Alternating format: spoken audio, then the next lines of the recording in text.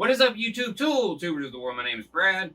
Welcome to the workbench, and today we're going to look at the old girl that really kind of took my life in a whole new direction, and that's the Central Machinery wood lathe. I've used this lathe for over 2 years. I actually just broke it. I'll show you quick details of that, so I'm going to have to upgrade. But in this video, I'm going to show you a lathe that was pushed to its absolute limits, the good things about it, the major design flaws it has, and maybe let you decide if this is going to be the right lathe to start you in wood turning. So let me get behind the camera so you don't have to look at my ugly mug the whole time, and we can actually concentrate on the features and perils of this wood lathe.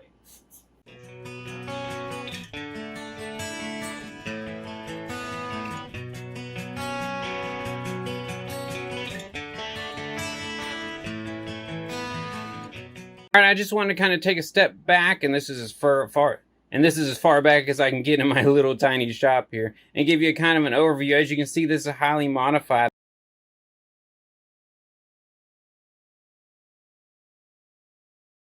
I made that shelf there and the bottom shelf for two things: to add storage, because I'm in a tiny shop. It also adds weight to the entire frame of it.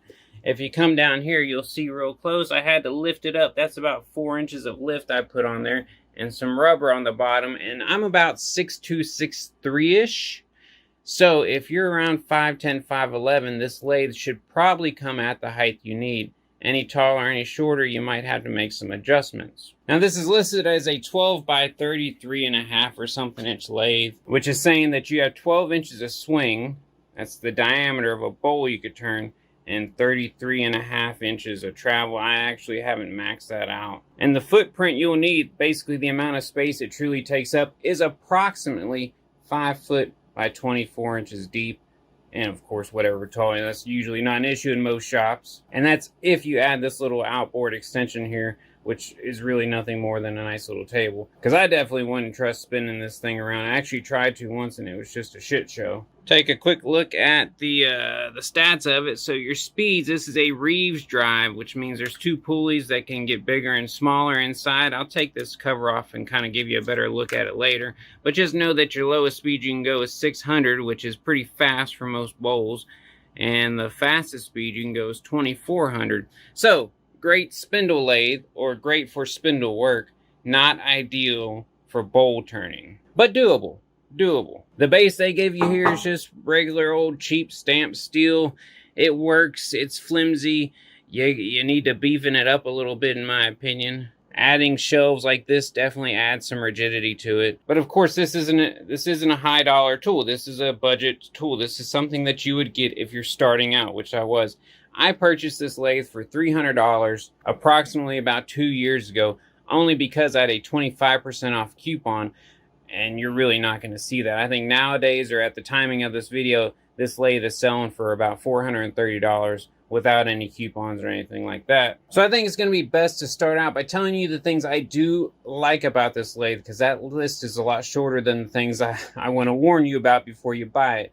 First thing is the price. You cannot deny that this price is a killer price. When you start looking at wood lathes in this size range, you're looking at about $800 to $1,000.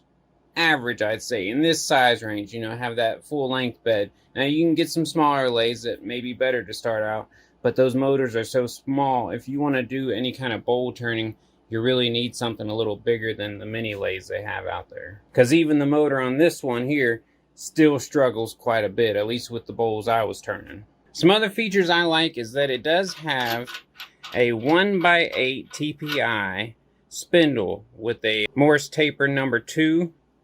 If you want to insert a live center into there, and also Morse taper number 2 on the tailstock. The tool post is 1 inch. I did have to take some sandpaper in there and kind of ream it out just a little bit when I bought these, because they wouldn't quite fit. Now I don't know if this is oversized or this is undersized. I didn't put calipers on it. I just needed to make the shit fit, right? Now the reason I like that is because that allows you to use a lot of the tools and the chucks we'll get to in a minute on your next lathe when you finally decide you want to move up. A lot of the lathes that get bigger than this are still going to have Morse taper number 2 for the head and tail stock, and if they don't have a 1 inch 8 TPI spindle thread, they're 1 1/4 typically, and that's very easy to buy an adapter. And unless you're getting into turning really big stuff, a 1-inch spindle is still pretty damn sturdy. And so one other thing I do like that they didn't have on their small Harbor Freight lathe is the self-ejecting tailstock. So you don't actually have to put a bar in there to hammer that out like you have to on the headstock. You can just back it up and it eventually hits a point. So easy enough to take that in and out. And the last thing I will say is I will recommend this lathe before I'll ever recommend one of the dual pipe lathes, or even worse, the single pipe lathes. You saw a lot of them made in the 80s and 90s.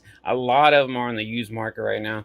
This will blow one of those out of the water. All right, so my complaints, and there's quite a bit, so we're just going to kind of rapid fire them through the list. If you got questions on them, leave a comment. I'll give you further detail in the comment section.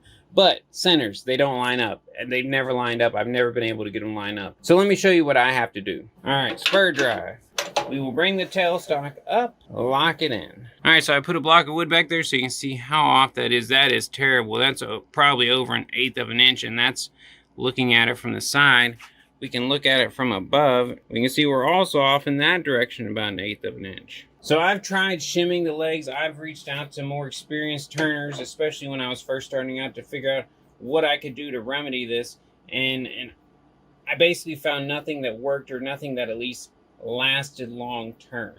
Even if I shimmed up the legs to get this to line up, you know, eventually I hit a wobbly bowl that, you know, puts a lot of vibration or rattle into this thing, and it would just all go to hell. So what I did that I found to be the best is I bought the little shim kit from Harbor Freight, and I have a little drawing on here that tells me what I need under each corner to get it lined up pretty damn close. I'll tighten it up, and here we are with the shims. Now that's still off, but that's a hell of a lot better. If you wanted to be more patient and keep working with them shims, I'm sure you could get it even closer. But since I broke this lathe, I've only been turning bottle stoppers because that's about the only light duty turning you can handle. So I haven't really worried about this lately because I don't need a tailstock for what I'm doing.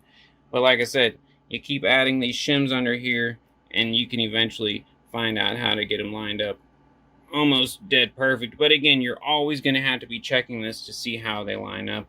You can also clean out your Morse tapers, but it's a wood lathe. They're going to get dirty. You know, there's only so much you can do. All right, so I've got the board we're using as a background lined up between centers to show you the next major issue I hate with this machine. And as you can see, we're relatively at 90 degrees.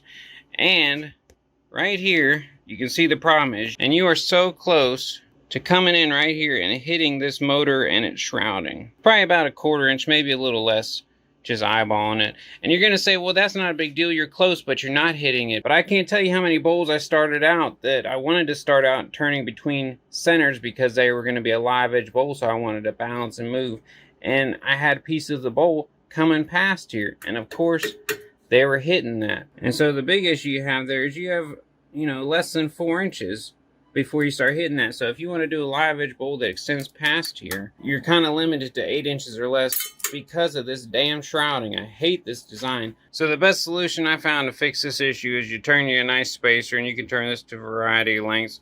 Use a chuck that'll take a drive center. And this still gave me problems on certain pieces because on a really wonkety piece or something, then your chuck starts getting in the way. But it does get you out away from that motor at least by a couple inches. So it's just a problem that you get tired of having to deal with after a while. And speaking of little things that just kind of irritate you after a while, is all the little handles, this little pot metal plastic stuff, they all end up breaking, you know, because especially you really got to bear down sometimes to get a nice hold on your tool rest. This is my second one. Actually snagged this out of the piece that was the little extension piece that goes on there if you want to do some outboard turning, which I really highly don't suggest, but this would go in there. And then that adds some versatility to your lathe. So let me show you one other thing I really hate is that there's no hand wheel. And that really becomes an issue if you need to thread a project on a spindle like this. It would be nice to have a hand wheel back here rather than trying to clutch it up here. And that's all you really got. And also when you're applying finish, you know, you got to sit here and turn the chuck rather than just a nice hand wheel on the back when you're applying finish, because your lathe doesn't go slow enough to really actually apply finish. So hand wheel would be killer. Let's take this cover off. I'll show you the Reeves drive, how it connects in here. Oh yeah, see, because even that one broke. And And some other things I hate about this damn lathe. In case you've never seen, this is how a Reeves drive works right here. As I change the speed of this spindle, watch these pulleys back here. It's pretty cool.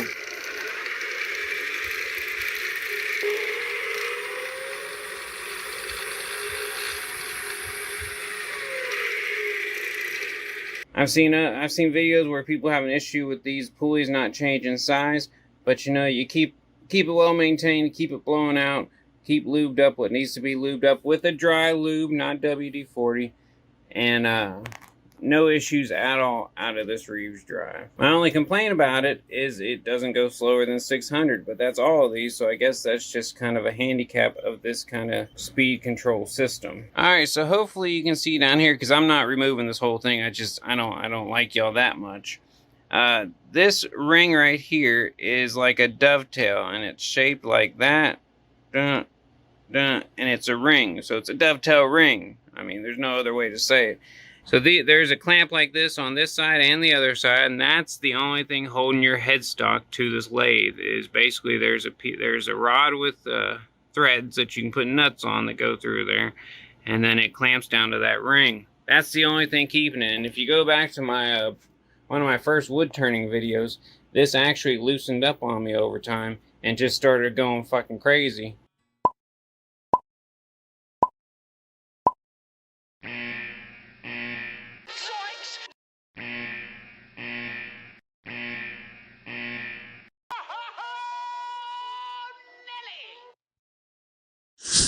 But if you wanted to, if you really want to, you can loosen this up, and then you can remove this pin, and it's got a few different angles that you can hit at. So you can see the crack right here. This is the clamp on the other side, and there's the crack. So it's probably my fault. I probably put a little too much pressure on there and broke it, or I had too much pressure on there, and then, you know, I was turning a wonkety piece of wood that was causing a lot of vibration, and it cracked during that. Either way, it's because I put too much pressure on it. But there's a reason I put too much pressure on it, because it's not a good, I don't think it's a good clamping system at all. There's not enough points of contact. I would never buy another lathe that had this kind of clamping system. So that can be repaired. You could braze that if you have that sort of skill.